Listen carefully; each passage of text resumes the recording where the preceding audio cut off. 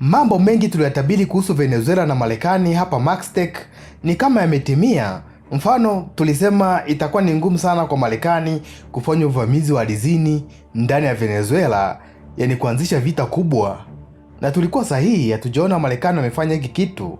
Lakini pia tukasema Air Force ya Venezuela na hizi jeti zao kutoka Urusi, hizi ni Su-30 AMV, hazitaweza kufanya kitu mbele ya jeshi la Marekani. Hapa napo tulikuwa sahihi.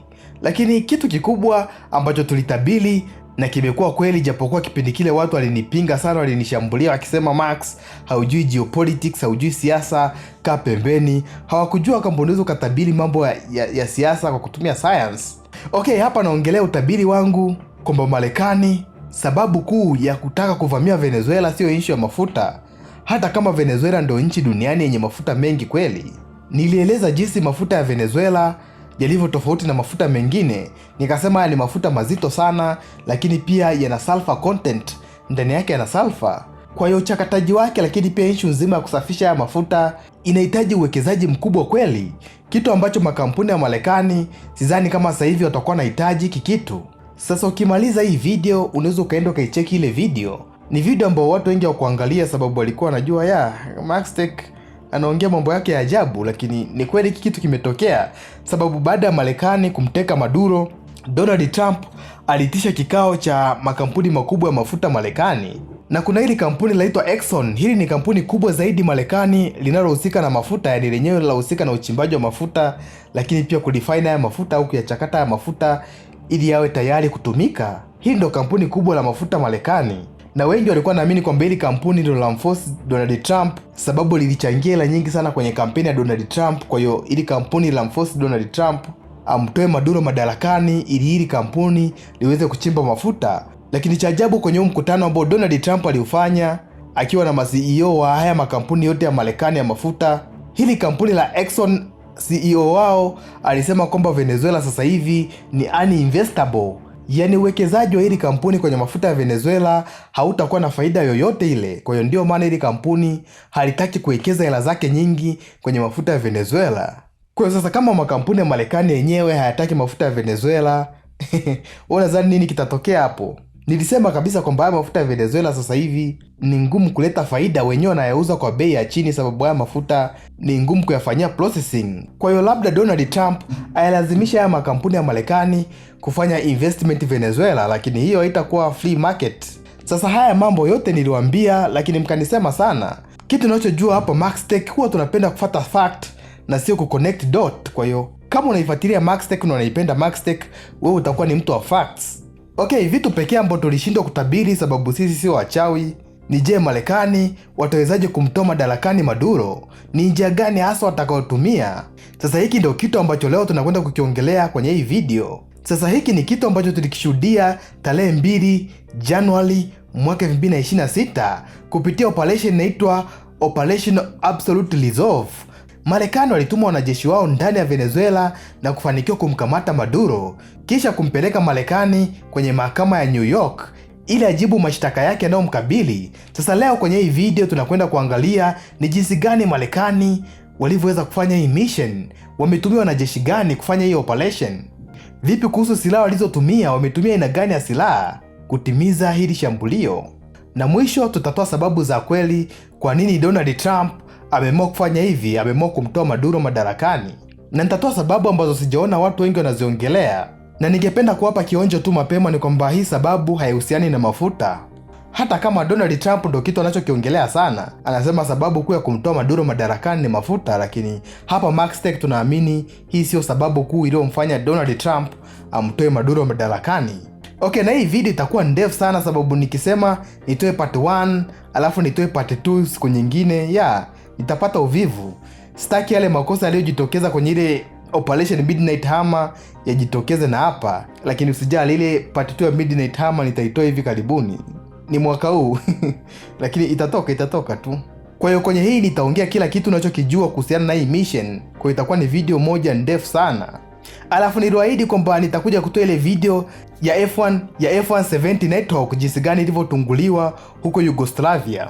Lakini hii video ya Maduro imejitokeza kama emergency, kwa hiyo na ile nayo tutaifanyia kazi, tutaitoa hivi karibuni baada ya hii video ya Maduro. Kwa hiyo usiache kusubscribe kwenye channel yetu ya Maxtech TV ili uwe wa kwanza kuziona hizi video. Sasa kwa mara ya kwanza kwenye mwaka huu 2026, ningependa kusema mambo vipi internet, karibu Maxtech TV.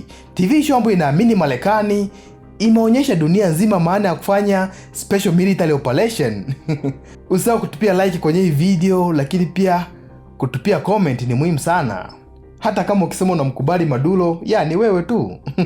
Lakini andika kitu kwenye comment. Au unajua team Russia watasema, Russia wanaweza wakafanya mission kama hii. Kwa hiyo unaweza ukaandika kwenye comment ukaniambia kama unadhani Russia wanaweza wakafanya mission kama hii. Okay, sasa tuanze hii video.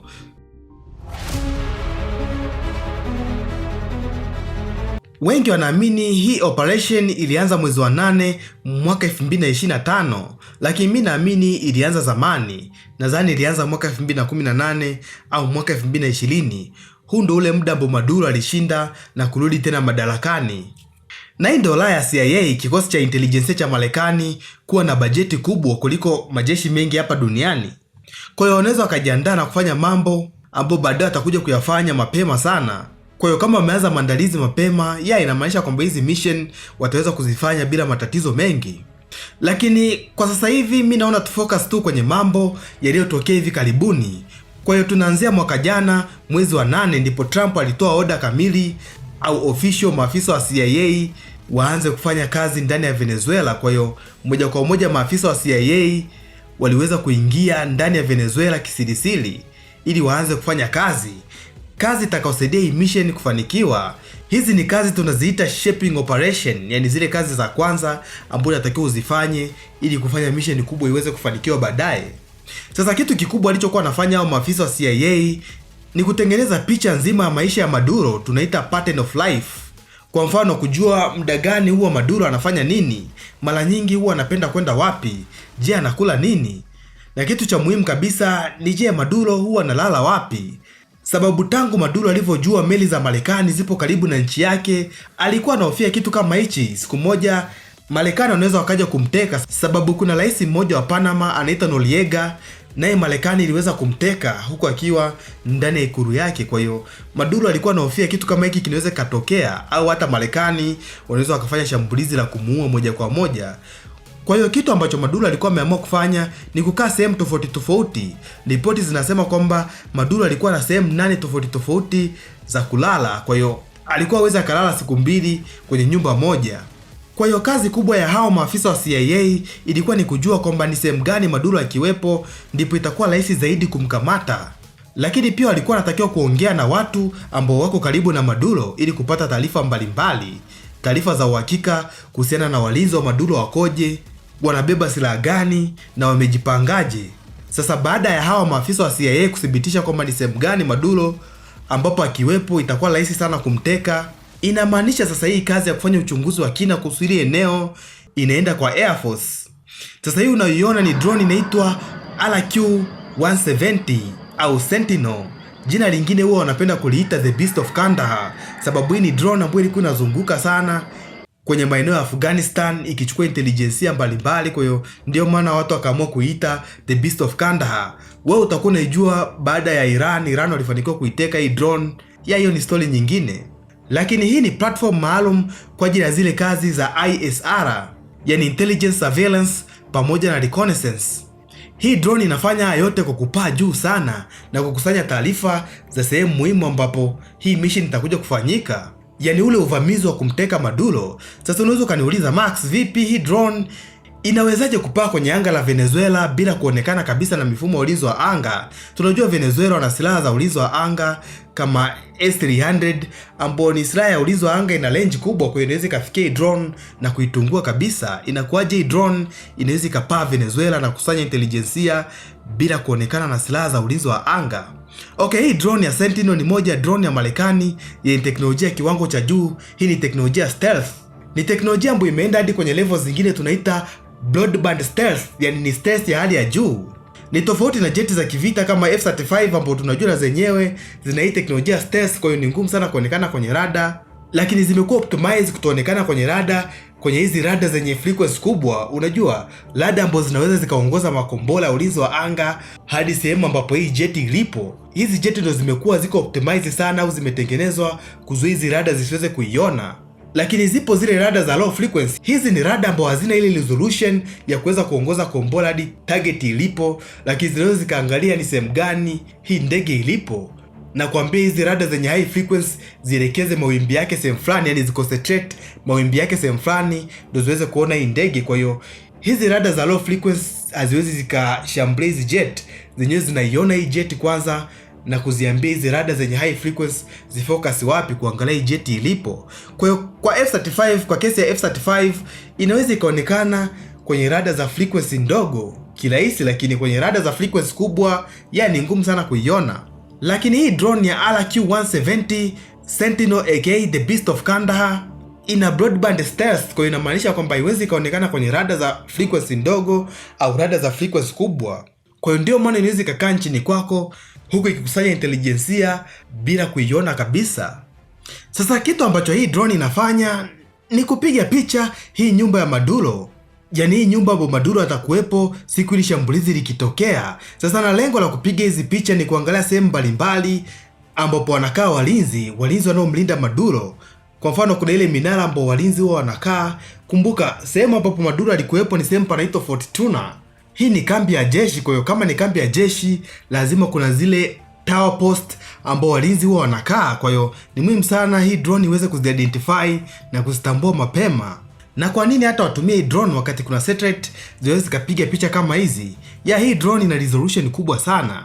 Kwa kuwa iko chini ya mawingu, inamaanisha kwamba vitu kama cloud cover havitaweza kuobstruct sensor zake za kamera kuweza kuona chini panaonekanaje haswa. Satellite na zenyewe sawa zina resolution kubwa, lakini kama kuna mawingu hii resolution yake huwa inapungua. Kwa ndio maana ni muhimu sana kutumia drone kama hizi kukusanya intelijensia.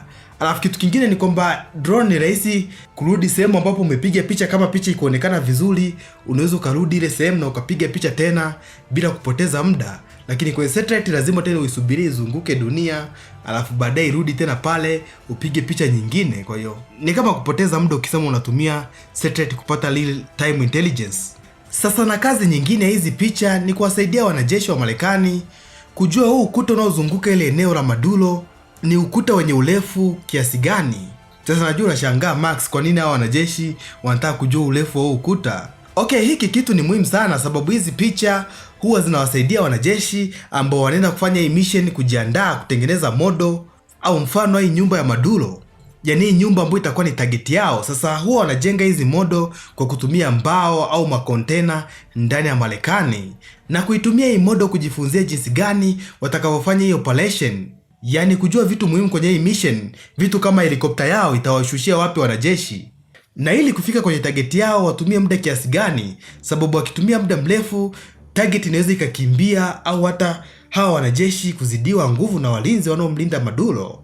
Kwa hiyo ndio maana huwa wanajenga hizi modo ili kujifunzia ni speed kiasi gani wanatakiwa kuitumia kwenye hii operation. Okay, sasa hizi picha ambazo zinapigwa na hii drone huwa zinasaidia kujua vitu muhimu, kwa mfano urefu wa ukuta na vitu mbalimbali ambavyo vipo kwenye ile eneo, yani vitu ambavyo vimezunguka ile eneo, ili hawa watu sasa waweze kutengeneza modo yenye urefu sawa. Sasa unaweza ukajiuliza picha zinawezaje kukufanya uweze kujua urefu wa kitu? Hapa tunaangalia vivuli. Hizi picha zikipigwa kwenye engo fulani huwa kuna vivuli vinaonekana. Sasa ukipima urefu wa vile vivuli, inamaanisha unaweza ukajua urefu wa ukuta ambao upo kwenye ile eneo. Ili sasa wanaojenga zile modo waweze kujenga modo ambao ina scale ya 1:1 kwa kutumia data halisi. Scale ya 1:1 inamaanisha kwamba hii modo inatakiwa ionekane size yake ifanane na ile size ya target halisi, ndio maana tunasema ni scale ya 1:1. Sasa kwa nini nakazia sana kuhusu issue ya urefu wa ukuta? Okay, kuna mambo yalijitokeza kwenye ile mission ya kumuua Osama bin Laden. Hii ni mission iliyokuwa inaitwa Operation Neptune Spear. Cheki, Marekani walifanikiwa kujenga modo ya ile nyumba ya Osama bin Laden ambayo ilikuwa Pakistan kwenye mji unaitwa Abbottabad. Lakini kwenye ile modo ambao walijenga, ukuta ulikuwa mrefu kama ule ukuta ambao upo site, yani ukuta ambao upo kwenye nyumba ya Osama bin Laden. Sasa matokeo yake, helikopta moja ya kisasa zaidi ya Marekani ambao hakuna mtu aliyokuwa amewahi kuiona ilipofika kwenye huu ukuta, kwa kuwa huu ukuta kwenye modo yao ulikuwa ni mfupi, lakini kwenye site yenyewe ukuta ulikuwa ni mrefu kidogo, Hiki ni kitu ambacho hawakutegemea kabisa, na effect kama hii walikuwa hajaifanyia mazoezi. Okay, kuna effect moja ilitokea tunaita vortex ring state. Hii inasababishwa na ile downwash, yani ule upepo wa mapanga ya helikopta. Mapanga ya helikopta akiwa yanazunguka huwa yanatuma ule upepo ushuke chini, na ule upepo ukipiga chini ndio unaifanya ile helikopta inapanda juu. Sasa hii effect ya vortex ring state ni kwamba upepo ukienda ukipiga sehemu ndefu, inamaanisha kwamba upepo utabadilisha property yake na utazunguka vibaya. Sasa upepo unavyozunguka vibaya, badala ya kuifanya helikopta ipande juu, utaifanya helikopta ishuke chini. Yani italeta kinyume cha thrust. Kwa hiyo badala ya helikopta ipande juu, upthrust, ipate lift, itashushwa chini, na mwisho wa siku hii helikopta itaanguka kabisa. Na hii effect inatokea pale ambapo helikopta inapita juu ya vitu virefu kama ukuta. Sasa kwa mfano kwenye ile modo ambao alijenga, wangekuwa wameijenga kwa scale ya 1:1, inamaanisha kwamba wangeona ukuta una urefu kiasi gani, na wangeona haya matatizo yote ambayo yangejitokeza kipindi wanafanya mazoezi. Lakini ukuta waliojenga ulikuwa ni mfupi, sio kama ule wa kwenye nyumba ya Osama bin Laden. Kwa hiyo hii effect ilionekana kwenye mission yenyewe. Kwa hiyo mwisho wa siku hii helikopta ilianguka, japokuwa hakuna wanajeshi waliokufa, lakini hii helikopta ilianguka na ikabidi waiache kabisa kwenye ile eneo. Na ilikuwa ni helikopta ya kisasa ambayo wengi au tuseme wote tulikuwa tujui kuiona kabisa. Hii ndio ilikuwa mara ya kwanza kuiona hii helikopta, na ilikuwa na teknolojia stealth. Kwa hiyo hii ndio faida ya kujenga modo ambazo zina scale ya 1:1, yani modo ambazo zinafanana na eneo halisi ambao atakuja kufanya uvamizi, ili wakijifunza vitu wasije kukutana navyo kule wakaona ni surprise. Okay, waliofanya hii mission ya kumuua Osama bin Laden, hawa ni wana Navy SEAL Team 6.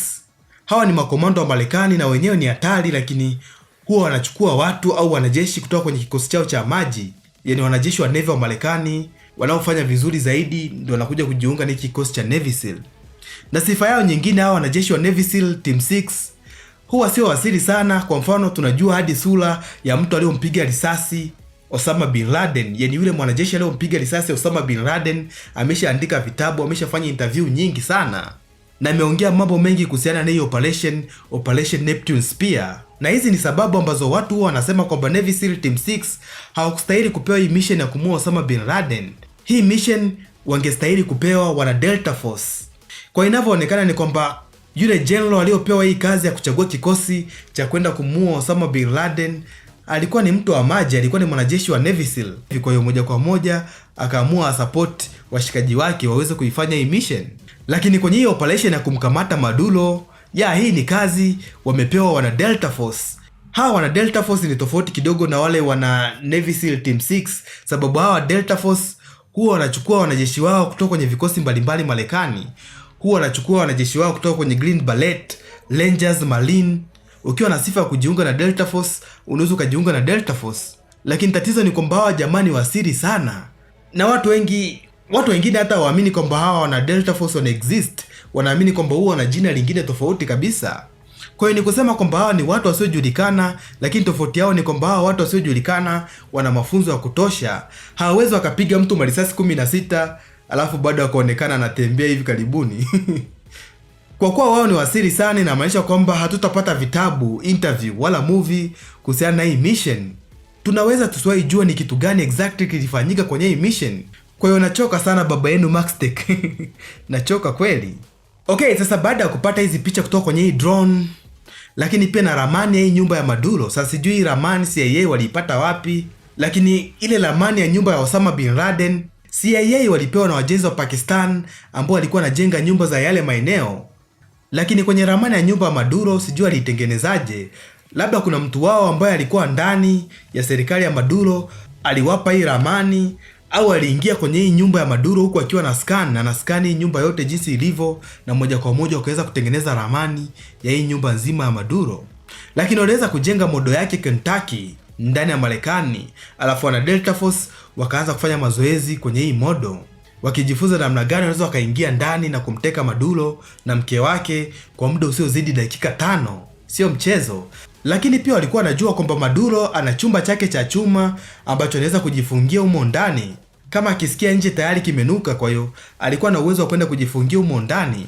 Kwa hiyo ndio maana hawa wana Delta Force walikuwa wanafanya mazoezi na kujifunza jinsi gani wanaweza kukata mlango kwa kutumia blowtorch, yani kwa kutumia gesi kukata vyuma.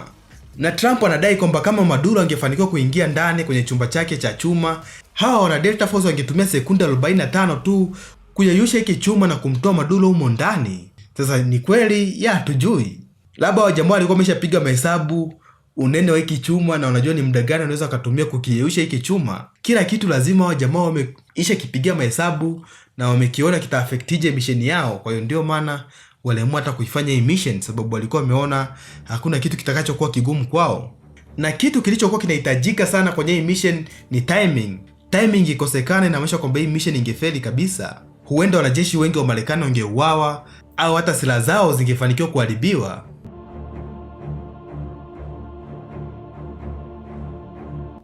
Sasa hebu tuangalie ni kikosi gani kingine cha jeshi la Marekani kilihusika kwenye hii mission. Okay, ukitaka kutumia makomando kufanya hii mission ndani ya jeshi la Marekani, unaweza ukachagua kati ya hivi vikosi viwili, kuna Navy SEAL Team 6 au Delta Force. Lakini ukija kwenye swala zima la marubani wanaoweza kupaisha helikopta usiku kwenye giza umbali wa mita 30 kutoka ardhini, basi hauna chaguo lingine, ni lazima wahusisha hawa jamaa 160th Special Operation Aviation Regiment Airborne, SORA aka the Night Stalkers. Hawa ndio marubani waliohusika kwenye ile Operation Neptune Spear, operation ya kumuua Osama bin Laden. Na hawa marubani kazi yao ni kuwapeleka makomando wa Marekani katikati kabisa ya adui, tena usiku. Lakini pia kazi yao nyingine ni kuwasaidia hao makomando wa Marekani kupigana hii vita, yani kuwapa air support kwa kushambulia maadui kutoka kwenye hizi helikopta zao. Huwa wanatumia machine gun, makombola na vitu mbalimbali kuwashambulia maadui ambao wanataka kuwazuru hao makomando ambao wameenda kufanya hii mission. Night Stalkers huwa wanatumia helikopta aina mbalimbali, na ni helikopta za kawaida ambao jeshi la Marekani na lenyewe wanajeshi wa kawaida huwa wanatumia hizi helikopta. Kwa mfano wanatumia hii helikopta ya MH-60, hii ni Black Hawk. Helikopta nyingine wanayotumia ni MH-47, hii ni Chinook, pamoja na ile helikopta nyingine ambayo mimi huwa naikubali ni AH au MH-6 Litrobirds. Hii ni helikopta ndogo sana, na iko hivi ndogo sababu ina uwezo mkubwa wa kumanuva, lakini pia kufanya mashambulizi ya haraka. Lakini hizi helikopta za SORA au the Night Stalkers zimekuwa modified kidogo ili kulingana na operation ambao hawa marubani wanafanya. Kwanza kabisa hizi helikopta zina kitu kinaitwa terrain following radar, yani radar yenye uwezo wa kuifanya helikopta kuweza kutrack vitu ambavyo vipo ardhini ili kujua iko umbali kiasi gani kutoka ardhini, sababu hizi helikopta zinatakiwa ziwe na uwezo wa kusafiri chini chini sana. Kwa hiyo zinatakiwa ziweze kuepuka milima, mabonde na vitu mbalimbali kama hivyo. Kwa hiyo ndio maana zimewekewa rada ambazo zinaweza zikaangalia chini na kujua urefu wa vitu mbalimbali ni kiasi gani. Yaani kitu ambacho hii helikopta inafanya ni SIFT, controlled flight into terrain. Alafu kumbuka huu ni usiku, kwa hiyo inatakiwa uwe makini sana kuona hivi vitu. Ndio maana wa marubani wa Night Stalkers huwa wanavaa night vision goggles, yani miwani ambazo zinaweza kukuwezesha kuona usiku. Na ni marubani ambao wako vizuri sana kwenye swala zima la kunavigate na kuifanya helikopta ifike salama hadi kwenye target yake. Na jinsi helikopta inavyo navigate ni kama kombola la Tomahawk. Hivi karibuni nimetoka kuliongelea kombola la Tomahawk, jinsi gani linavyo navigate kutumia terrain guidance na vitu kama hivyo. Yani hili kombola linafuata vitu ambavyo vipo ardhini vikoje, ndio linajua linatakiwa liende wapi. Na hivyo ndivyo hii helikopta inavyofanya. Okay, na kitu kingine kwenye hizi helikopta za Night Stalkers huwa zina infrared exhaust suppression system. Huu ni mfumo unaopunguza joto kwenye moshi unaotoka kwenye engine za hizi helikopta. Kumbuka, makombola kama Eagle haya ni manpad, ni makombola ambao huwa yanafyatuliwa kutoka begani, yani mwanajeshi yoyote yule anaweza akachukua hili kombola na kafyatua hili kombola kwenda kuishambulia helikopta. Hili kombola sala Eagle huwa linafuata signal za infrared, yani joto linalotoka kwenye helikopta, kwenye engine ya helikopta. Kwa hiyo ukiwa na uwezo wa kulipunguza hili joto, inamaanisha kwamba haya makombola ya Eagle yatapata tabu sana kutafuta hii helikopta iko wapi na kuweza kuitarget, sababu joto ni dogo. Kwa utahitaji uweze kupooza sensor ambazo zipo kwenye ile kombola la Eagle hadi kwa kiwango kikubwa sana, sababu kadri unavyozifanya hizi sensor zio za baridi ndio zitaweza kutrack target ambayo ina joto kubwa angani. Kwa hiyo ukiweza kupunguza joto sana, na maanisha kwamba hiki ni kiasi ambacho hizi sensors zinatakiwa ziwe za baridi sana hadi ziweze kutarget hii helikopta. Na tunajua Venezuela kabla hii mission walikuwa wametangaza toka zamani kwamba wana manpad hizi za Eagle karibia 5000. Kwa hiyo haya makombola yote ni kitisho kikubwa sana kwa hizi helikopta za Marekani ambazo zilikuwa zinatakiwa kufanya uvamizi. Kwa hiyo ndio maana system kama hizi ni muhimu. Lakini pia hizi helikopta za Night Stalkers zina mapanga yaliyotengenezwa na carbon composite. Kwa hiyo inamaanisha kwamba hizi helikopta hazipigi kelele kama zile helikopta za kawaida.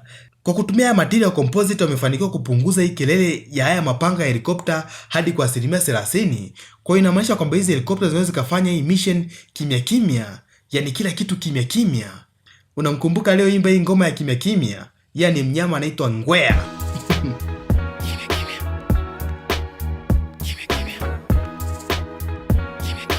Sasa twende mbele kidogo hadi mwezi wa 11 mwaka 2025. Tulianza kuona ndege ya Marekani, hii ni RC-135W Leverjoint, ikiwa inapaa karibu na Venezuela. Hii kazi yake ni kufanya SIGINT, yani kukusanya signal intelligence. Inakusanya signal mbalimbali ili kujua majeshi ya Venezuela yanatumia frequency gani kuwasiliana. Na mara nyingi haya mawasiliano huwa yanatoka wapi kwenda wapi, yani kujifunza na kujua hizi command center ziko wapi na zinawasilianaje, miundombinu yao ya mawasiliano ikoje. Lakini pia rada za mifumo yao ya ulinzi wa anga ziko wapi, sababu rada na zenyewe huwa zinatoa signal. Kwa hiyo ukikusanya hii signal yote unaweza ukafanya mahesabu magumu sana na kujua sehemu gani hizi rada zipo. Sasa kwa kutumia tu hii ndege ya Leverjoint unaweza ukatengeneza kitu tunakiita Electronic Order of the Battlefield, EOB, yani ramani nzima ya signal zinazotoka Venezuela, na hii ndio itatumika kwenye mashambulizi ya mifumo ya ulinzi wa anga ya Venezuela kwa kutumia makombola pamoja na kuzijamisha hizi silaha za ulinzi wa anga vibaya sana. Cheki, hii ni ramani nzima ya silaha za ulinzi wa anga za Venezuela.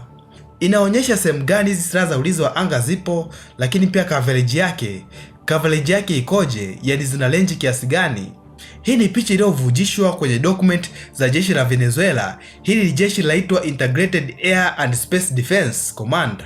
Sasa sijui kama walivujisha hizi document makusudi ili Marekani waone mifumo yao ulinzi wa anga ya zaidi ya dola bilioni 4 ilivyoifunika Venezuela, hasa huu mji mkuu wa Caracas ambapo Maduro alipo. Cheki, hadi baadhi ya range ya hizi rada za ulinzi wa anga zina overlap, yani kutengeneza redundancy. Kwa mfano, silaha moja ulinzi wa anga ikiharibiwa na Marekani, inamaanisha bado kuna nyingine na cover hiyo range. Kwa hiyo ndio maana wameweka hizi range ziweze kuoverlap, yani silaha ya ulinzi wa anga imefunika silaha nyingine ya ulinzi wa anga. Kwa hiyo ukiharibu moja inamaanisha kwamba nyingine inaweza ikakushambulia na inaweza ikalinda ile eneo ambao moja ilikuwa inalinda ile ambayo umefanikiwa kuiharibu. Sasa ramani kama hii ya mifumo ulinzi wa anga ndio kazi ya hii ndege kuweza kuitengeneza. Lengo ni kuangalia magepu yako wapi ili ndege za Marekani ziweze kutumia magepu kuingia ndani ya Venezuela na kufanya mashambulizi. Sasa kwenye hizi picha za Venezuela ambao walivujisha wenyewe, hata mimi niweze nikaona magepu yako wapi. Sasa vipi kuhusu jeshi la Marekani? Okay, mimi nitakwambia ni sehemu gani naona magepu. Hapo utaona kabisa hawana rada zinazofanya coverage ya low altitude, yani ndege ambazo zinapaa chini chini. Rada ambayo inaweza kuzidetect iko wapi hapa? Mimi sioni. Na huu ndio udhaifu ambao Marekani waliutumia kuingia ndani ya Venezuela na kufanya mashambulizi na kufanikiwa hata kumkamata Maduro. Tutaona baadaye ni jinsi gani Marekani waliweza kutumia udhaifu wa Venezuela au mifumo ya ulinzi wa anga ya Venezuela kufanikisha hii mission.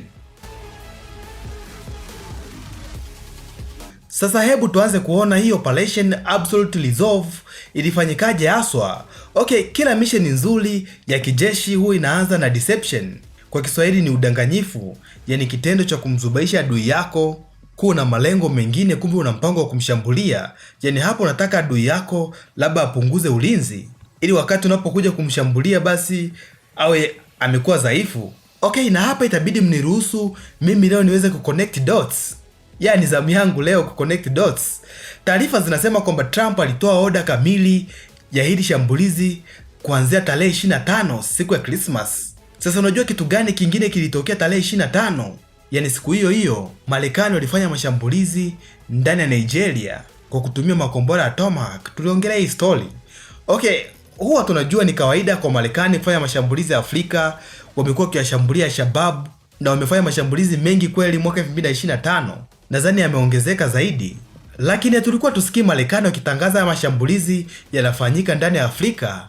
Lakini lile shambulizi la tarehe 25 ni shambulizi ambalo liko limedesigniwa kufanya liende viral, yani kila mtu aanze kuliongelea. Marekani walilitangaza, kitu ambacho sio kawaida. Lakini pia siku ambayo limefanyika, siku ya Christmas, walijua kabisa litapata airtime kubwa sana, na likipata airtime kubwa inamaanisha kwamba Maduro na yeye atalisikia hili shambulio, na anaweza akazani labda Marekani sasa hivi wameacha kuwa naye Bennett, yani wameacha kumkaba, kwa hiyo wanaweza wasifanye mashambulizi kama haya.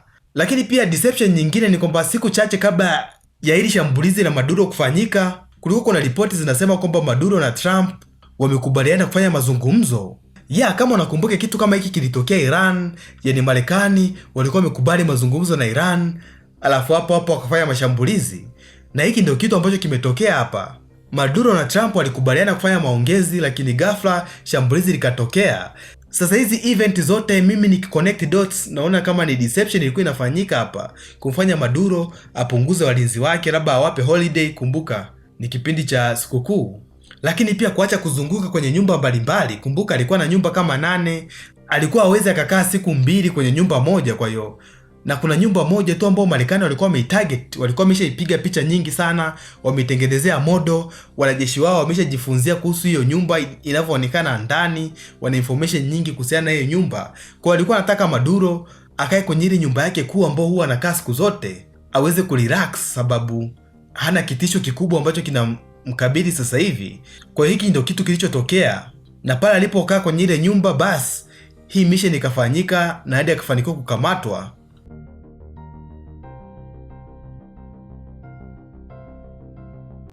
Sasa ili kuweza kuelewa hii mission ilifanyikaje haswa, mimi nimeamua kuigawa hii mission kwenye phase mbalimbali. Tuanze na phase 1.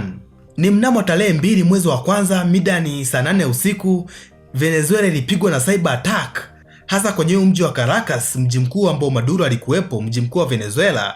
Sasa hili shambulizi ni shambulizi la kidijitali. Lengo lake ni kuzima umeme ili hii mission iweze kufanyika gizani.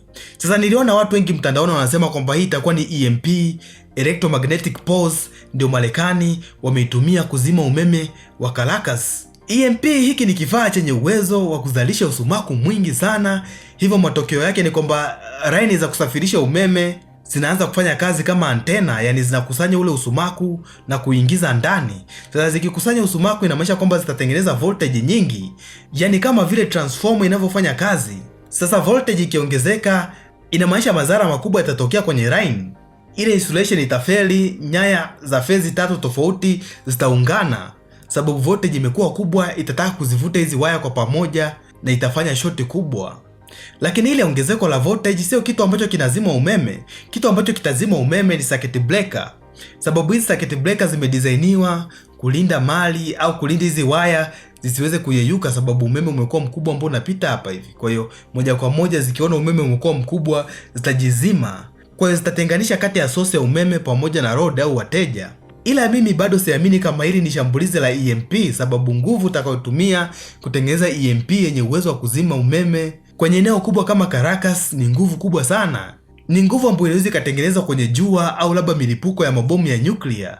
Mabomu ya nyuklia yana produce EMP na inaweza ikazima umeme kabisa.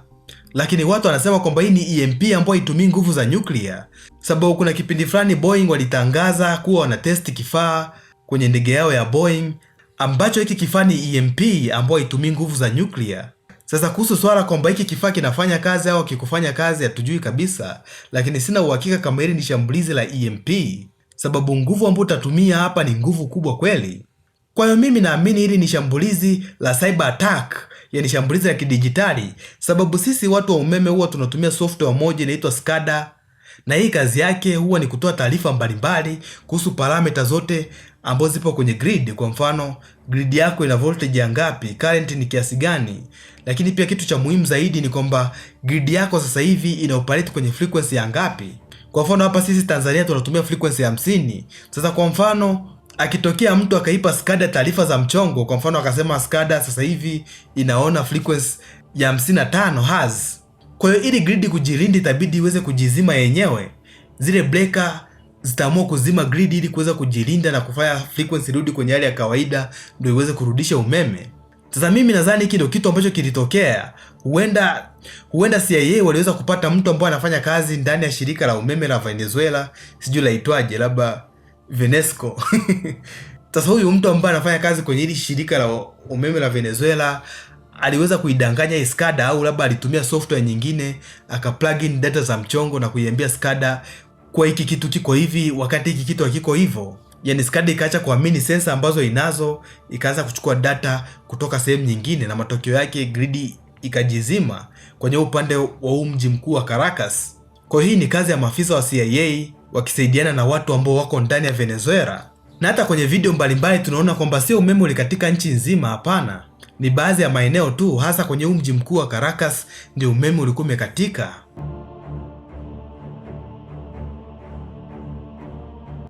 Sasa twende kwenye phase 2 ya hii mission. Na hili lilikuwa ni shambulizi la kielektronic, yani kujamisha mawasiliano ya jeshi la Venezuela ili kuhakikisha kwamba majenerali hawawezi wakatoa order. Lengo hapa ni kupunguza ile reaction time.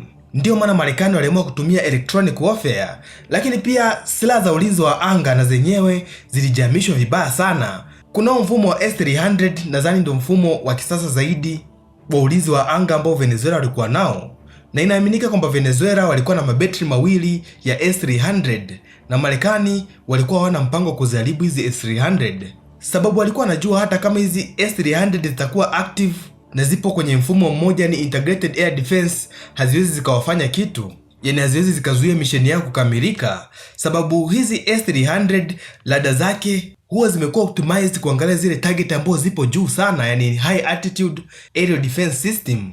Yani inaweza ikalenga jet yako au makombora ya ballistic cruise missile yanayotokea juu sana. Na kitu kingine kuhusu hii silaha ya ulinzi wa anga S-300 ni kwamba imedesigniwa kupigana vita Europe. Kama unavyojua Europe ni sehemu ambayo ina ardhi ambayo ipo tambalale sana. Kwa hiyo rada za mfumo wa S-300 zinaweza zikaona mbali, sababu eneo ambazo zinapenda kuoperate ni eneo la Ulaya, na eneo la Ulaya lipo tambalale, tofauti na Venezuela, hasa hii sehemu ya Caracas, mji mkuu wa Venezuela, ambapo huu mji uko ndani ya bonde, yani hili ni valley. Kwa hiyo hii milima inaifanya S-300 ishinde kupata ile maximum coverage ambayo ingepatikana kwa mfano kama ingekuwa installed kwenye sehemu ambayo ipo tambalale. Kwa hiyo geography na yenyewe ni tatizo. Kwa hiyo ndio maana Marekani waliona sio muhimu sana kulipua hizi S-300, na inasemekana kwamba hii ilikuwa ni order ambayo wanajeshi wa Marekani walipewa, yani wasiharibu hizi silaha za ulinzi wa anga za S-300. Sasa unaweza ukaniuliza Max, kwa nini? Okay, sababu ya kwanza tumeshaiona ni kwamba S-300 zilikuwa sio kitisho kikubwa sana kwa Marekani kwenye hii misheni yao ambayo walikuwa wanataka kuifanya, yani ilikuwa haihatarishi misheni yao. Sababu ya pili ambayo mimi naiona, hii ni ya kwangu, najaribu kuconnect dots, ni kwamba Marekani walikuwa wanataka kumchukua Maduro tu na sio kufanya vita ya muda mrefu.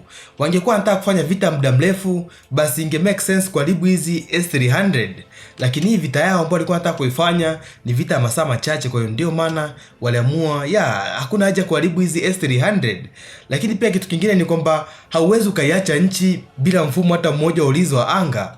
Ukiharibu rada zao zote, inamaanisha kwamba utaweka matatizoni, na wewe mwenyewe ambao ni jirani yao utakuwa uko matatizoni, au nchi ambazo zinaizunguka au ziko karibu na Venezuela. Kwa mfano, wangeharibiwa mifumo yao yote ya ulinzi wa anga, inamaanisha kwamba wale watu ambao wanapenda kusafirisha madawa ya kulevya, tuseme wale makatel kutoka Colombia, wangeanza kutumia ndege kupitisha madawa ya kulevya Venezuela hadi kuingia Marekani. Kwa hiyo ndio maana ni muhimu sana kuacha hizi silaha za ulinzi wa anga kuliko kuziharibu zote. Utaweka nchi matatizoni na wewe mwenyewe utakuwa unajiweka matatizoni. Sababu nyingine ambayo mimi naiona ni kwamba hizi S-300 ziliachwa na Marekani, huenda ni kwa sababu kulikuwa kuna wanajeshi wa Kirusi wanazioperate hizi silaha. Kwa hiyo ndio maana Marekani isingeweza kuzishambulia na kuwaua hao wanajeshi wa Kirusi ambao wana experience kubwa na ujuzi wa kutosha kuhusu namna gani mifumo ya ulinzi wa anga inavyofanya kazi. Kwa inamaanisha kwamba kama Marekani wangefanya mashambulizi na kuua hawa watu au maopaleta wa Kirusi ambao wapo Venezuela, inamaanisha Putin angekasirika, sababu hawa watu ni expensive kuwatengeneza, kuwapa elimu na kuwafanya hadi wawe maexpert wa hivi vitu ni kazi. Kwa hiyo ukiwaua, inamaanisha ungemkasirisha Putin, na Putin akikasirika ni lazima alipe kisasi. Sasa atalipaje kisasi? Marekani inawasaidia Ukraine kutumia silaha za ulinzi wa anga, lakini na silaha mbalimbali ambazo Marekani wamewapa Ukraine.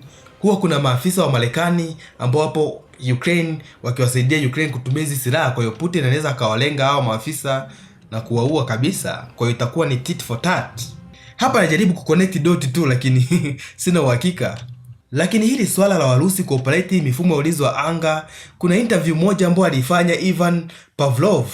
Hii ni taarifa ambayo ilikuwa publish kwenye chombo cha TASS. Hiki ni chombo cha taarifa za habari cha Urusi, kwa hiyo ni taarifa legitimate, ni taarifa ya uhakika.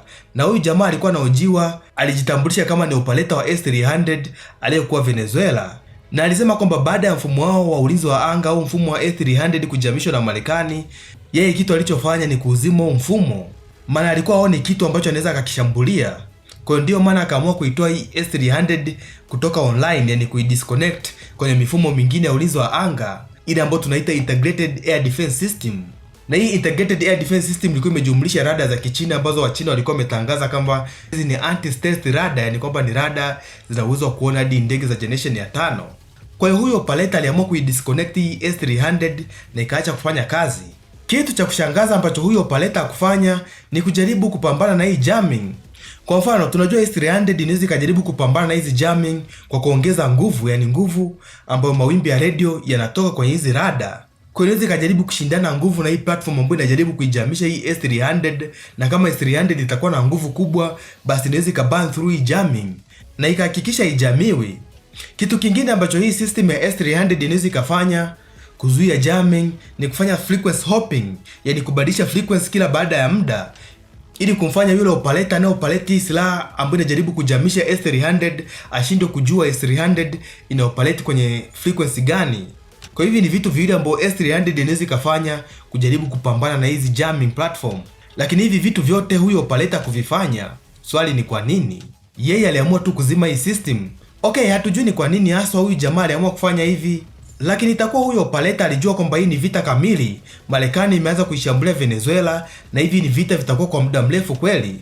Hili sio shambulizi la kwanza alafu ataachana na hii vita, hapana.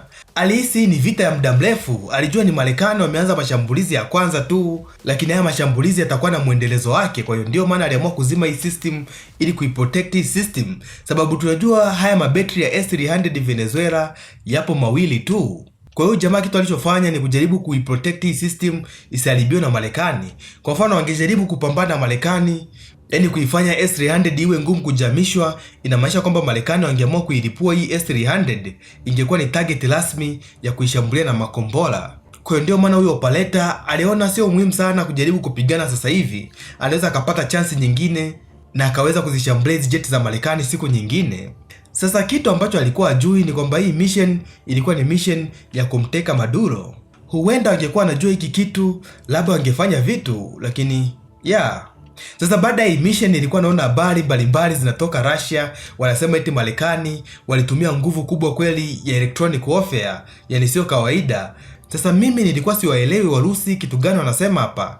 Wanasema hivi kama itakiwi kutumia nguvu kubwa, yani nguvu ya electronic warfare. Wanasema hivi ni kama Marekani wanachiti sijui au wameonea Venezuela. Sasa mimi najiuliza, vita tunatakiwa utumie kila kitu? Hii ni vita. Vita ni vita mura. Kama una silaha ambayo inaweza kumpa adui yako disadvantage na kukupa wewe advantage ya kufanya operation yako, ni bora utumie hiyo silaha kuliko kukaa nayo tu.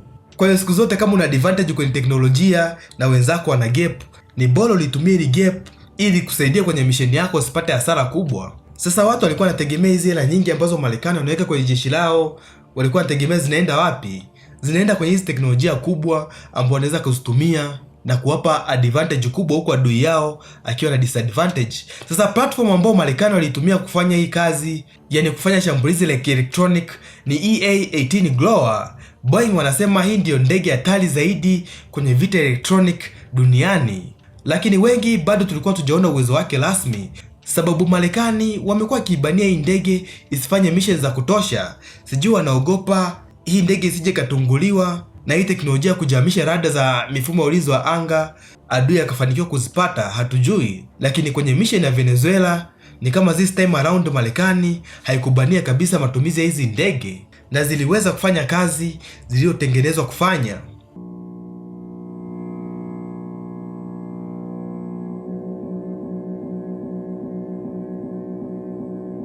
Na hii ni phase ya 3 kwenye hii mission ya Absolute Resolve. Sasa tumeona kwenye phase 2 au phase ya pili ilikuwa ni kujamisha mifumo ya ulinzi wa anga. Hii ni mission ambayo tunaita SEAD, yani Suppression of Enemy Air Defense System. Phase 3 ni DEAD, Destruction of Enemy Air Defense System, yani kuharibu kabisa mifumo ya ulinzi wa anga ya Venezuela. Okay, tunajua mfumo wa S-300 ulisamehewa na Marekani kwa hiyo kuweza kuharibiwa, sababu mfumo ulikuwa sio kitisho kwa Marekani. Yani kwa style ambayo Marekani walikuwa wanataka kuingia Venezuela, S-300 isingeweza kuwa kitisho kwao, isingeweza kuwaona au hata kuwashambulia. Mfumo wa ulinzi wa anga ambao ulikuwa kitisho kikubwa kwao ni mfumo unaitwa Buk M1, sababu huu mfumo unaweza kushambulia target kwenye mid range, yani masafa ya kati. Sasa hata Ukraine tumeshuhudia mfumo wa Buk M1 umeonyesha kuwa ni hatari zaidi. Cheki, umefanikiwa kutungua ndege nyingi sana za Ukraine, sababu hata kama hizi ndege zinajaribu kupaa kwa ile style ya nap of the earth, yani zinajaribu kupita chini chini hadi kwenye target yake, lakini Buk M1 sababu ni mfumo ambao unatumia rada zenye uwezo wa kuona masafa ya kati, inamaanisha ni rahisi sana kuziona hizi jet na kuweza kuzishambulia. Kwa hiyo umekuwa ni gumzo sana Ukraine sababu ya uwezo wake wa kushambulia target za masafa ya kati. Kwa hiyo zinaweza kushambulia hata target ambazo zipo chini chini. Kwa hiyo ndio maana ilikuwa ni muhimu sana kwa Marekani kuziharibu hizi Buk M1 ambazo zipo Venezuela, sababu hizi zilikuwa na uwezo wa kuharibu hii mission nzima ya Marekani. Alafu kumbuka Buk M1 iko highly mobile, yani inaweza ikabadilisha location au maeneo mbalimbali ambapo inaweza ikakaa, na ni kwa muda mfupi tu tayari setup yake inakuwa ishafanyika na inakuwa iko tayari kushambulia target na kufanya hali za watu ziwe mbaya sana. Kwa hiyo ndio maana Marekani kitu cha kwanza ambacho alifanya ni kuhakikisha kwamba anazishambulia hata zile Buk M1 ambazo zipo storage, yani ambazo zimetunzwa, sababu hizi Buk M1 muda wote zinaweza zikaingia active na zikawashambulia, au zinaweza zikabadilisha location na zikaingia active ndani ya muda mchache, chini hata nusu saa, na kuweza kufanya mashambulizi makubwa sana na kuwaweka hawa night stalkers hatarini. Kwa hiyo ndio maana zile Buk M1 ambazo zilikuwa zimetunzwa pamoja na makombora yake ya Grizzly zote ziliharibiwa na Marekani, na Marekani waliweza kutumia makombora ya Tomahawk ili kuweza kuziharibu hizi Buk M1 ambazo zilikuwa ziko kwenye storage. Lengo ni kutozipa chance hizi Buk M1 kuingia active na kuweza labda kushambulia hizi ndege za Marekani. Sasa vipi kuhusu zile Buk M1 ambazo tayari zilikuwa ziko active, yani tayari zilikuwa ziko deployed na hazijulikani haswa ziko wapi? Sababu hizi Buk M1 ni rahisi sana kujificha, zinaweza zikawa ziko camouflaged, yani zimefunikwa na vitu fulani ambavyo vinaifanya iwe ni ngumu sana kuonekana kwenye ndege au hata kutumia satellite. Kwa hiyo platform zote ambazo zinajaribu kutafuta hizi Buk M1, labda tuseme drone kama ile drone ya RQ-170 Sentinel, ikiwa inajaribu kutafuta hizi silaha za ulinzi wa anga kama Buk M1 ziko wapi, zinakuwa zimefichwa. Sasa vipi kuhusu hizi Buk M1, Marekani waliwezaje kuzishambulia? Okay, lengo hapa lazima uzifanye hizi Buk M1 ziweze kutrack jet na kuweza kujaribu kuishambulia kwa kutumia makombora yake. Hivyo ndo tazifanya iwe rahisi kuweza kuona ziko wapi na kuweza kuzishambulia. Sasa hizi unaweza kuzishambulia kwa kutumia makombora kama AGM-88 HAM. Hili ni high speed anti radiation missile, yani ni kombora ambalo la uwezo wa kufuata yale mawimbi ya radio ambayo yanatoka kwenye rada za ulinzi wa anga.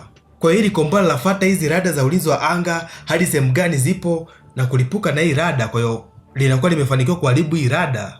Kwa hiyo kitu cha kwanza ni kuzifanya hizi Buk M1 ziweze kuactivate rada zake na kuweza kufyatua ya makombora yake, na hapo ndipo utaweza kufyatua ya makombora ya anti radiation na kuweza kuziwinda hizi Buk M1 na kuziharibu.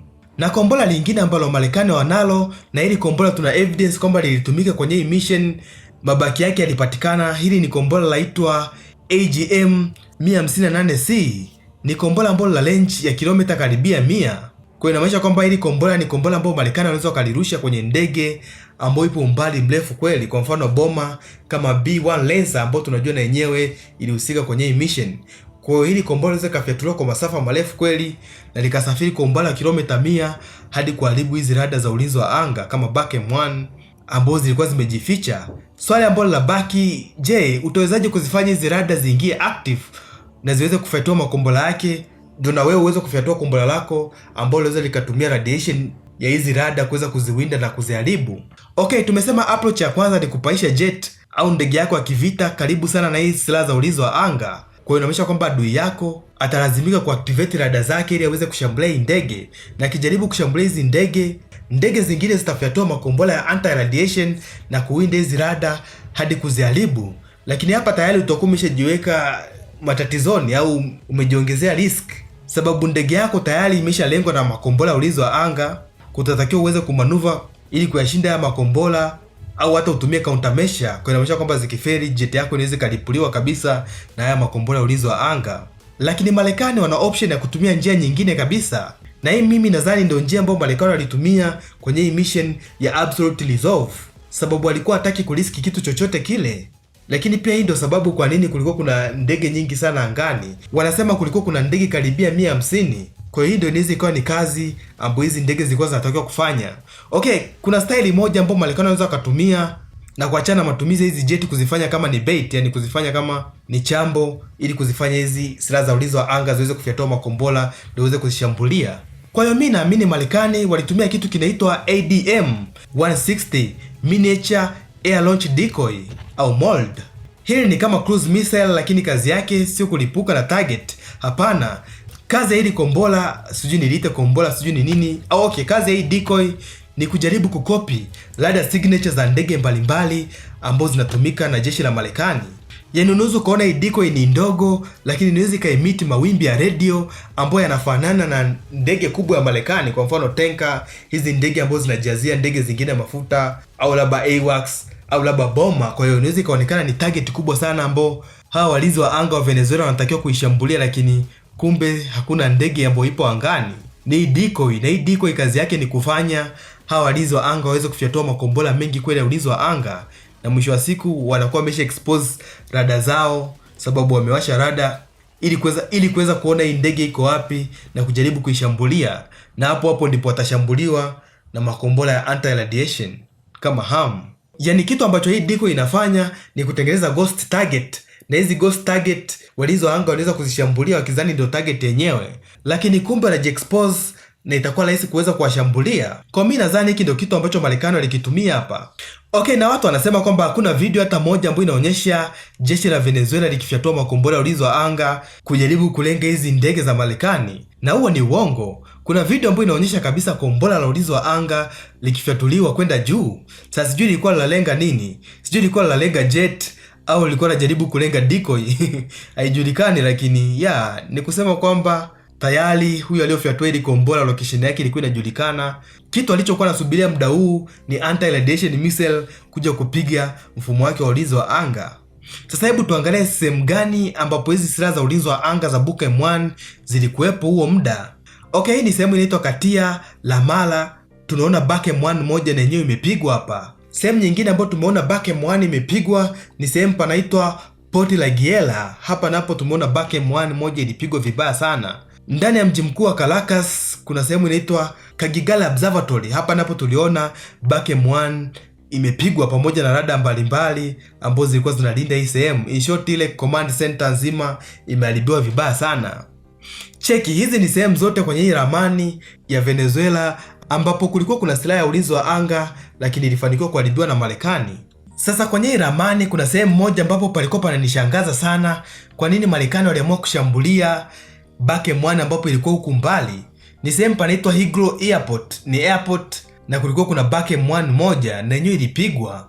Sasa hii sehemu iko umbali wa kilomita 100 kutoka Caracas. Kwa hiyo ni kusema kwamba isingekuwa hatarishi kwa jeshi la Marekani, lakini kitu cha ajabu ni kwamba wameifuata hadi huko ilipo, umbali wa kilomita 100 kutoka Caracas, na kuweza kuishambulia Bukem 1. Ni sehemu panaitwa Heathrow Airport. Mara kwanza palikuwa pananichanganya ni kwa nini wameamua kufanya hivi, lakini nitakwambia baadaye kwa nini walishambulia hii air defense ambayo ilikuwa iko mbali na Caracas. Sasa makombora yote ambayo Marekani waliyatumia ni makombora kama ya Tomahawk, AGM 158C, AGM 88, HARM, high speed anti radiation missile. Tunajua makombora ya Tomahawk Marekani huwa inayafyatua kutokea majini kwa kutumia hizi destroyer zake pamoja na submarine. Haya makombora kama AGM 158C au AGM 88 HARM, haya ni makombora ambayo yanaweza kabebwa na ndege za kivita kama jet au hata bomba. Na hii ndio sababu kwa nini bomba ya B1 Lancer na yenyewe imehusika kwenye hii show. Sababu hii inaweza ikabeba mzigo mkubwa kweli wa makombora pamoja na hizi decoy na kuweza kuzideliver kwenye target husika. Kwa hiyo hii ilikuwa ni coordination ya hatari sana. General Kane anasema kwamba ndege karibia 150 zilihusika zikiwa zimetoka kwenye airbase 20 tofauti tofauti. Kwa hiyo just imagine ndege tofauti tofauti zilihusika zikiwa zimetoka kwenye airbase ambazo zipo sehemu tofauti tofauti. Kwa coordination ya hii mission ilikuwa ni hatari sana. Sasa mbali na makombora ambayo tumezoea kuyaona Marekani wanayatumia kwenye mission kama hizi, safari hii kwenye hii mission tumeshuhudia wakitumia drones. Okay, hatujashuhudia, tumesikia. Kwa mfano ukiangalia hii video utasikia kuna sauti fulani hivi ya kitu kinalia kwenye background, na kama hiki kitu ushakisikia sehemu fulani, hebu sikia. Ya, hiyo ni sauti ya vitu ambao huwa tunavisikia sana Ukraine. Yanamaanisha kwamba pale Russia wanapokuwa wanafanya mashambulizi ya Shahid 136 ndani ya Ukraine, sauti kama hii ndio huwa tunaisikia. Lakini leo tunaisikia Venezuela. Hapa inamaanisha nini? Inamaanisha kwamba Marekani na wenyewe wameanza kutumia drone kama zile za Shahid 136 kufanya mashambulizi. Ya, hivi karibuni Marekani walionyesha design yao ya drone kama ile ya Shahid na ya kwao wanaita Lucas. Sasa watu wengi wamekuwa wakisema kwamba hizi drone ndo mara ya kwanza Marekani anajaribu kuzitumia kwenye uwanja wa vita. Swali ni kwa nini Marekani aanze kutumia hizi drone kwenye hii mission? Okay, mimi nadhani hapa ilikuwa ni issue ya firepower. Marekani alikuwa anataka kuongeza firepower ili kuwafanya wanajeshi wa Venezuela wasipate chance ya kujaribu kumlinda Maduro. Yaani wasipate chance ya kupumua, yani kila muda ni mashambulizi tu yanafanyika sehemu mbalimbali ili kuwa confuse, wajue haya mashambulizi yanatokea wapi. Sasa huwezi ukafanya mashambulizi yote kwa kutumia makombora ya Tomahawk au yale ambayo unaweza ukafyatua kutoka angani, hapana. Lazima uwe na drone ambazo bei yake ni rahisi na zinaweza zikaoperate kirahisi sana. Lakini pia hizi drone kazi yake itakuwa ni kwa confuse maadui yako, washindwe kuelewa mashambulizi yanatokea wapi, sababu unaweza ukazideploy kwa wingi sana. Lakini pia target nyingine muhimu sana ambayo mimi nadhani hizi drones zilikuwa zinatakiwa kuishambulia ndani ya Venezuela, kuna ile minara ya ulinzi. Tunajua walinzi ambao wanajaribu kulinda kambi ya kijeshi huwa wanakaa kwenye minara fulani hivi, na huwa wana silaha mbalimbali kwenye hii minara. Kwa mfano wanaweza wakawa na anti-aircraft gun, yani zile bunduki ambazo zinaweza kushambulia ndege za kivita, lakini pia wanaweza wakawa na manpad, yani makombora ya ulinzi wa anga ambao huwa yanafyatuliwa kutoka begani. Kwa hiyo hii minara ya ulinzi ingekuwa ni kitisho kikubwa sana kwa Marekani na hizi helikopta zao ambazo zilikuwa zinataka kwenda kumchukua Maduro. Kwa ndio maana vitu kama drones na uhakika zilikuwa zinashambulia sehemu kama hizi kuhakikisha kwamba zile bunduki ambazo zinaweza kushambulia helikopta za Marekani zimeharibiwa. Tunajua ile nyumba ya Maduro ilikuwa iko kwenye sehemu inaitwa Fort Tuna. Hii ni kambi ya jeshi, kwa hiyo Marekani ilikuwa ni muhimu sana kuweza kurainisha hizi target ndio kuweza kufanya hili shambulizi, yani kwenda ndani na kufanikiwa kumteka Maduro. Lakini pia kitu cha muhimu cha kukumbuka hapa ni kwamba mawasiliano ya wanajeshi wa Venezuela yalikuwa yafanye kazi, sababu Marekani walikuwa tayari wameshajihamisha. Majenerali walikuwa waweza katoa oda ni kitu gani kifanyike, namna gani waweza kupanga mashambulizi na kujibu ya mashambulizi ya Marekani, sababu walikuwa wajui nini kinaendelea. Sasa tuliona makombora ya Tomahawk pamoja na hizi drones ziliweza kushambulia Air Force ya Venezuela na kuharibu kabisa command center yao. Ya, hizi ni picha za satellite zinaonyesha command center ya Venezuela, ya Air Force ya Venezuela imeharibiwa vibaya sana. Sasa lengo hapa ni kutokuwa na ule uwezo wa kuzipa hizi jet za Venezuela order ziweze kufanya mashambulizi, lakini pia airport yenyewe ambayo hizi jet zilikuwa zinatakiwa kuwepo na penyewe paliharibiwa, kwa hizi jet zisingeweza kupaa. Sasa watu wengi wanaona huu ni kama uonevu, sababu hii jet ya F-22 Raptor tunajua na yenyewe ilikuwa ni moja ya ndege 150 ambazo zilikuwa ziko juu kwenye anga la Venezuela, na hii jet mission yake ilikuwa ni kusubiria jet yoyote ile ya Venezuela ipae juu. Tunajua Venezuela wana Su-30, kwa hiyo F-22 ilikuwa inasubiria hii Su-30 ipae juu. Tunajua hizi jet za F-22 Raptor ni jet ambazo zilidesigniwa maalum kupigana na hizi jeti za Urusi. Kwa hiyo ingekuwa ni amazing sana kuona jeti ya Maduro, kuona jeti ya Venezuela ikijaribu kupambana na F-22 Raptor, lakini hiki kitu hakikutokea. Kwa hiyo ni bahati mbaya kwa Raptor. Raptor itaendelea kupasua tu maparachuti ya Wachina. Okay, sasa uwepo wa hii ndege ya F-22 Raptor unanifanya niamini kwamba kuna ndege nyingine iliyokuwepo angani. Hii ni ndege inaitwa U-2 spy plane, wengine wanapenda kuita Ladybug. Sasa tunajua hii ndege ya F-22 Raptor ilitengenezwa muda wa zamani, tofauti na ndege zingine za generation ya 5 kama F-35. Kwa hiyo hii F-22 Raptor ni ndege ambayo ilitengenezwa kwa lengo la kuwa ni ngumu sana kuonekana kwa adui, yani hata mawimbi yake ya radio ambayo inatumia kucommunicate na ndege zingine yanatumia frequency nyingine kabisa. Kwa hiyo lazima kuwe kuna kitu ambacho kinaweza kutranslate haya mawimbi ya hii jet na kuifanya iweze kuongea na ndege zingine. Kwa hiyo F-22 Raptor haiwezi communicate na F-35 sababu teknolojia ambazo zinatumika hapa ni tofauti. Kwa hiyo hii ndege ya U2 spy plane ndio ndege ambayo huwa inapaa ili kuwa kama relay, yani F-32 Raptor huwa inatuma mawasiliano kwenda kwa hii ndege ya U2, alafu hii ndege ya U2 inatuma mawasiliano kwenda kwa hii ndege ya F-35. Yani kitu inachofanya ni kutafasili ile communication ya F-32 Raptor kwenda kwenye communication protocol ya F-35. Kwa hiyo japokuwa kuitaja hii ndege ya U2 mimi nadhani ilikuwepo, lakini ilikuwa iko mbali sana ili kuzuia mfumo wa ulinzi wa anga kama S-300 usiweze kuishambulia. F-35 hii jet na yenyewe ilikuwepo kwenye hii mission. Swali ni je, kazi yake ilikuwa ni nini?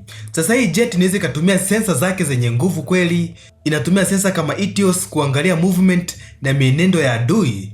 Je, kuna wanajeshi wanapanda kwenye magari na wanataka kwenda wapi? Lakini pia kutrack silaha kama magari ya kijeshi yanataka kwenda wapi? Je, anajaribu kurespond na kwenda sehemu ambapo wanajeshi wa Marekani wapo? Kwa hiyo ikiona hiki kitu kinatokea, moja kwa moja F-35 inaweza kufanya mashambulizi. Hebu cheki, tuliona video ikionyesha store ya silaha ikifanikiwa kushambuliwa. Sasa labda ilikuwa ni kazi ya F-35. F-35 kazi yake ilikuwa ni kutrack movement za wanajeshi wa Venezuela, kuona namna gani wanavyo respond. Na kama response yao ingekuwa ni kitisho kwa wanajeshi wa Marekani, basi ilikuwa inafanya mashambulizi. Kwa mfano tuliona hii store ya silaha ikifanikiwa kulipuliwa, labda F-35 iliona kabisa wanajeshi wa Venezuela walikuwa shaanza kujikusanya na kujaribu kurespond, kutoa silaha kutoka kwenye hizi store. Kwa ndio maana F-35 kama ifanya mashambulizi. Lakini pia hii F-35 inaweza ikafanya kitu fulani amazing sana. Hebu cheki, kombora la Tomahawk ni kombora ambalo linaweza likafyatuliwa bila kujua target yake iko wapi, yani lenyewe laambiwa nenda sehemu fulani, fika uanze kuzunguka tu. Kwa hiyo kombora la Tomahawk linaweza likapaa likafika kwenye hiyo target likaanza kuzunguka tu, halijajua target yake halisi ni ipi. Sasa F-35 kwa kutumia sensa zake zenye nguvu inaweza ikaangalia, kwa mfano labda silaha ya ulinzi wa anga wanajeshi wanaimove au wanaipeleka sehemu nyingine, wanataka kwenda kuificha au wanajaribu kubadilisha position ili waweze kufanya mashambulizi kwa ufanisi zaidi. Kwa hiyo moja kwa moja F-35 ikiona kitu kama hiki italiambia ili kombora la Tomahawk liache kuzunguka na liende kushambulia ile target. Kwa hiyo hili kombora la Tomahawk litatumia sensa zenye nguvu kutoka kwenye hii jet ya F-35 kufanya mashambulizi. Hiyo ndo kill chain nzima ya Marekani. Na hii ndo sababu kwa nini Marekani huwa wanapenda sana kutumia makombora aina ya cruise missile kuliko makombora ya ballistic. Sababu kill chain yao ni nzuri, wanaamini kwenye kill chain yao. Wakifyatua haya makombora ya cruise missile yanaweza yakazunguka kwenye target yake kwa muda mrefu kweli. Hili kombora la Tomahawk linaweza likazunguka kwenye target yake kwa muda hadi wa masaa 3. Sasa haya masaa 3 hizi jet za F-35 zitakuwa zimeshatafuta target ambazo zina move, kwa mfano magari ya kivita au labda hizi silaha za ulinzi wa anga, na kwa komanda ya makombora ya Tomahawk yaende kushambulia zile target. Hii ni tofauti na makombora ya ballistic ambayo Russia huwa wanapenda kuyatumia, sababu kill chain ya Russia haiko complex kama hii kill chain ya Marekani. Kwa hiyo wao wanatumia makombora ya ballistic, ni kwamba lenyewe likipewa target ndio hiyo hiyo litailenga. Kwa hiyo zile target ambazo zinahamahama Russia huwa wanapata tabu sana kuweza kuziwinda. Tumeona hivyo kwenye HIMARS, tumeona kwenye Patriot. Russia wameshindwa kuziwinda kiufanisi na kuweza kuziharibu, sababu kill chain yao sio kama ya Marekani. Kill chain ya Marekani iko effective sana, inaweza ikashambulia moving target.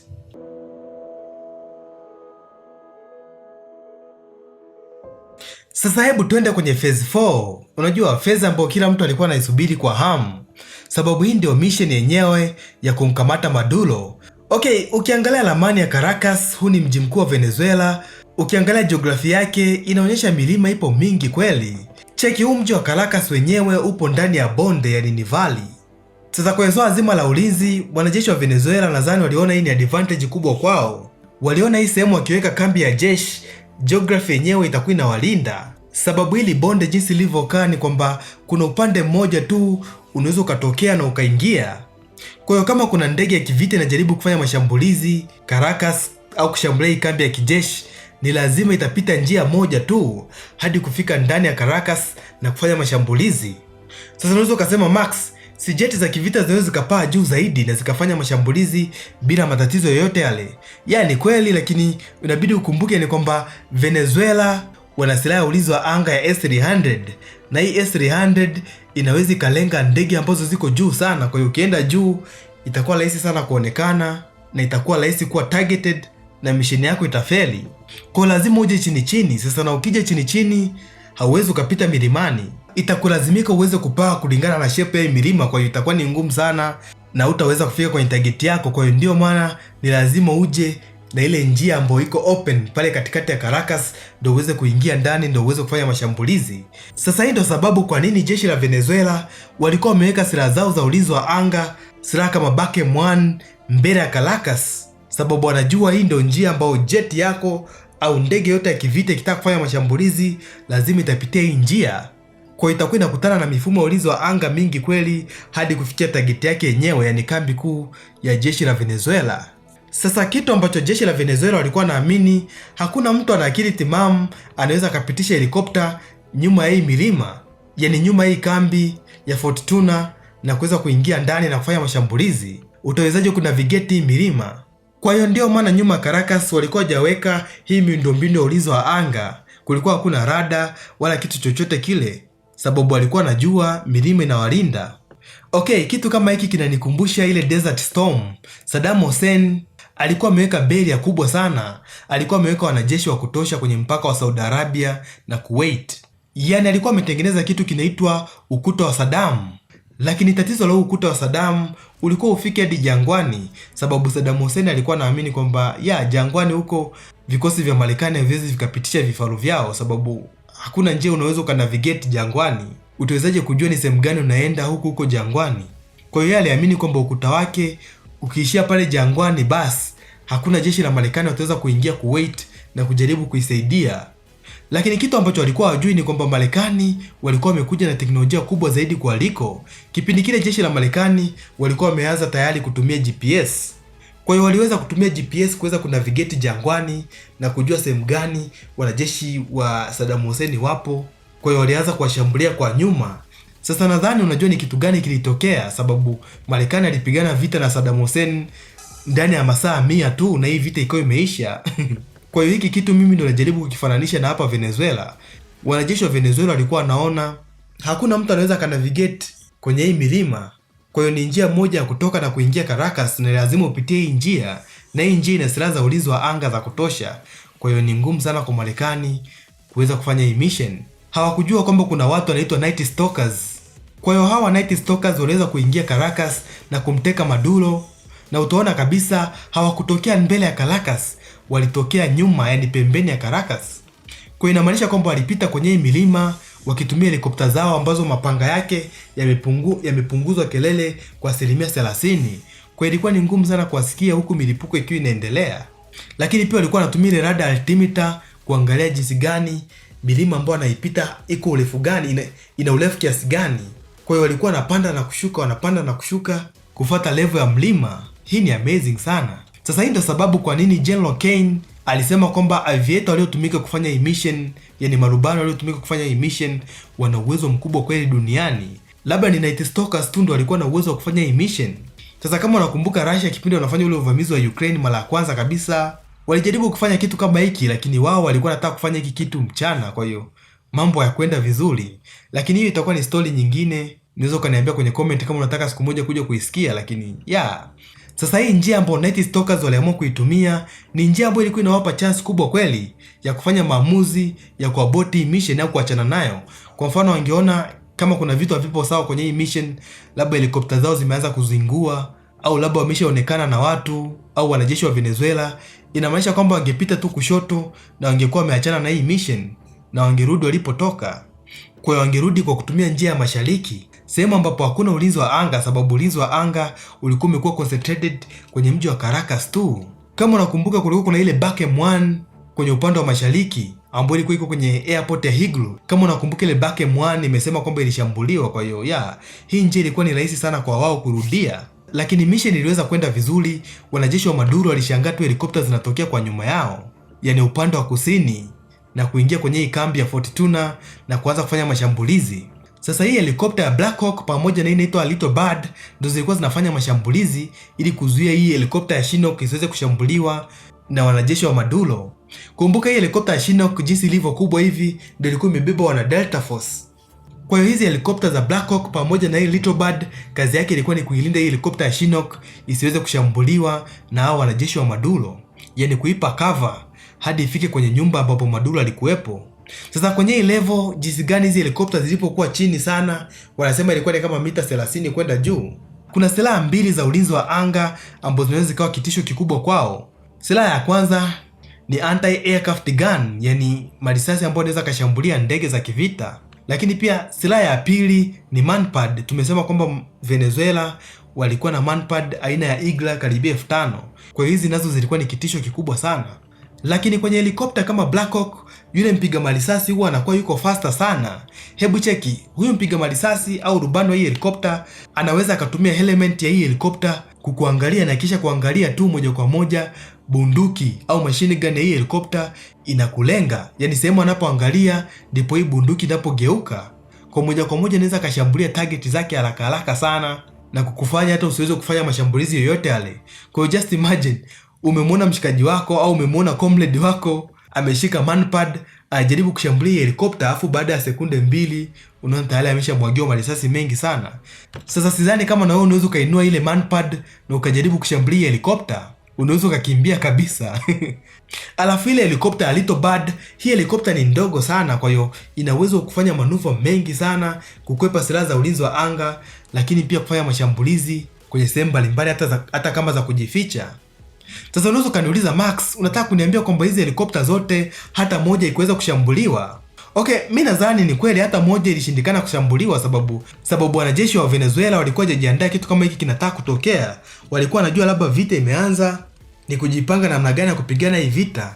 Hakuna mtu alikuwa na idea kwamba hii vita lengo lake ni kutaka kumchukua Maduro. Hapana. Lakini pia kitu kingine ambacho naweza nikakwambia kwa nini hawakuweza kufanya mashambulizi ya ufanisi zaidi ni kwamba tunajua hii mission ilifanyika usiku, tena Marekani walikata umeme. Kwa hiyo moja kwa moja wanajeshi wa Venezuela ambao wangekuwa hawana ile night vision goggle, zile miwani ambazo zinaweza kukusaidia kuona usiku, basi wasingeweza kulenga hizi helikopta, wasingeweza kuziona na kuzishambulia. Kwa hiyo huenda wangekuwa nasikia tu sauti ya helikopta inapita angani, lakini hawajui helikopta iko wapi. Sasa utawezaje kushambulia kitu ambacho huwezi kukiona? Kwa hiyo issue hapo inaweza ikawa ni ile night vision goggles walikuwa hawana. Lakini tulisikia helikopta moja ilifanikiwa kushambuliwa, lakini ilirudi salama, ilimaliza misheni yake salama. Sasa hatujui ilishambuliwa na nini. Mimi naamini labda ilishambuliwa na marisasi, ndio maana ilishindwa kuanguka. Lakini kuna helikopta moja ilishambuliwa, kwa hiyo mashambulizi yalikuwepo. Sasa hizi helikopta zote zikiwa zinaendelea kuipa cover hii helikopta ya Chinook, mimi nataka usikie milio mbalimbali ya machine gun ambazo zinatoka kwenye hizi helikopta. Hebu sikia. Allá están los helicópteros. ¿Lo ves?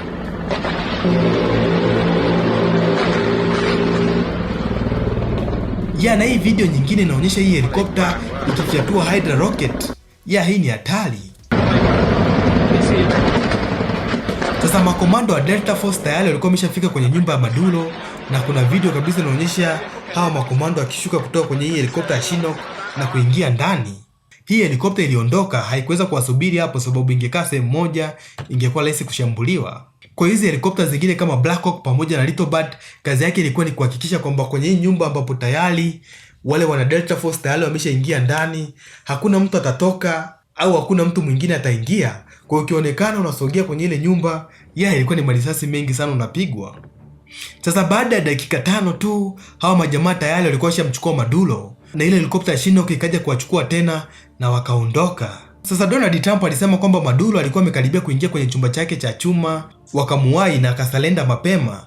Lakini wanasema kwamba hata kama angefanikiwa kuingia kwenye kile chumba chake cha chuma, hawa jamaa walikuwa wamekuja na blowtorch, yani ongeza kukiyeyusha hiki chuma ndani ya muda mchache. Sasa baada ya kumchukua Maduro na mke wake, hizi helikopta zilipaa kwenda mashariki, sababu ni muhimu sana usirudi kwenye ile njia ambayo uliingilia mwanzoni. Hauwezi ukajua labda wale wanajeshi wa Venezuela tayari walikuwa wameshaona hizi helikopta zinapita kwenye njia fulani, walikuwa wanasubiri zirudi waweze kujishambulia. Kwa hiyo ndio maana ni muhimu sana kubadilisha njia. Sasa wengi wanasema zilionekana zikipita mashariki, unajua kule ambapo walishambulia silaha nyingine ya ulinzi wa anga, na nikawa nasema kwamba it makes sense kwa nini wameshambulia silaha nyingine ya ulinzi wa anga ambayo ipo kilomita 100 kutoka Caracas. Hii ni kwa sababu walikuwa wanatengeneza njia yao ya kutokea. Sasa huyu Joint Staff General Kane alisema kwamba baada ya mission kuisha, hizi helikopta zilipaa kwa muda wa dakika 29 tu hadi kufika baharini. Kwa hiyo hii mission nzima ilitumia masaa 3 kukamilika. Sasa kitu ambacho wengi tunajiuliza, kama kumteka Maduro ilitumia tu dakika 5, Hii operation mbona ilikaa sana? Ni kitu gani walichokuwa wanafanya ndani ya Venezuela ambacho kilichukua muda mrefu? Sababu tunajua kumteka Maduro walitumia dakika 5 tu kuingia ndani na kutoka. Ni kitu gani kilichowafanya wapoteze muda mwingi kweli? Mimi nadhani labda ni ile route waliotumia kupita, yani kuingilia Venezuela, ndio ilikuwa inakuwa ngumu sana kwao ku navigate, lakini pia walikuwa wanatakiwa kupata confirmation nini kinaendelea. Je, wako salama au hawako salama, wanatakiwa kuabort mission. Labda ndio kitu kilichowachelewesha. Yani walikuwa wanasubiria intelligence iwape green light kufanya hii mission au kuachana hii mission. Mimi naona tuishie hapa kwenye hii video sababu imekuwa ndefu sana. Tuseme hii ni part 1, lakini tayari nimeshamaliza kuelezea hii mission ambayo ndio kitu muhimu sana ambacho watu mlikuwa mnataka niweze kufanya. Tayari nimeshaelezea hii mission jinsi gani Marekani walivyoenda kumteka Maduro. Lakini kuna vitu ambavyo niliahidi sijavitaja, sijasema kwamba sijaeleza sababu huku kwa nini Donald Trump ameamua kufanya hii mission, lakini pia sijaelezea theory mbalimbali ambazo watu wanaongea mtandaoni kwamba Marekani walichonga deal na Maduro ili kuweza kufanya hii mission ili kumuondoa mikononi mwa Cuba. Hizi zote ni theory ambazo watu wanasema. Theory nyingine ambazo watu wanasema kwamba Marekani walitumia silaha fulani hivi ambao hakuna mtu amewahi kuiona, ni silaha ambayo inatoa mionzi au sijui kelele ambazo ziliwafanya wale wanajeshi wa Maduro washindwe kupigana. Haya yote tutaongea kwenye video nyingine inayokuja ambayo itakuwa ni part 2. Kwa hiyo usiache kusubscribe kwa channel yetu ya Maxtech TV ili uweze kuiona hii video. Bye bye.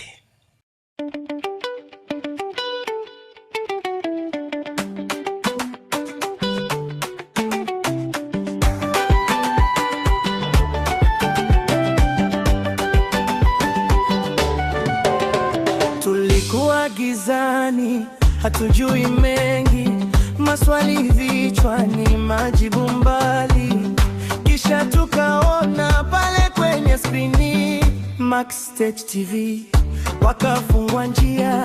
Maxtech TV tunawashukuru, natupa elimu kila siku, tupo sayansi, teknolojia mesogeza kwetu, Tanzania inasonga kwa nguvu ya maarifa yenu.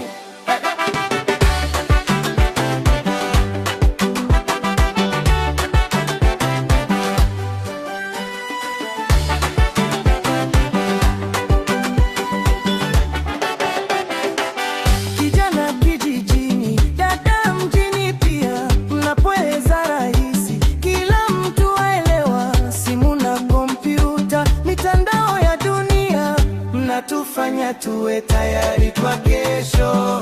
Maxtech TV tunawashukuru, natupa elimu kila siku, tupo sayansi, teknolojia mesogeza kwetu, Tanzania inasonga kwa nguvu ya maarifa yenu.